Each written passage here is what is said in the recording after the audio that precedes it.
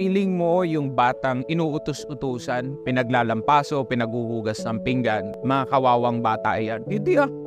Alam mo natututunan ng mga batang yan? Obedience.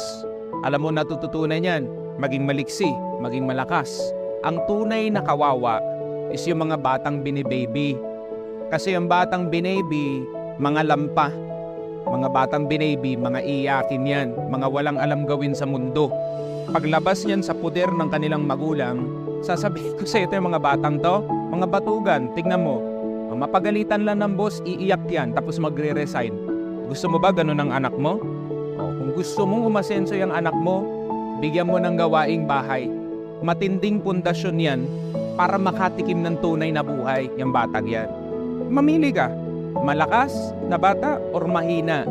O ikaw, kapwa magulang ko, ikaw ang pipili niyan. Babyhin mo, lampay ang anak mo. Turuan mo ng tunay na buhay, aasenso yan.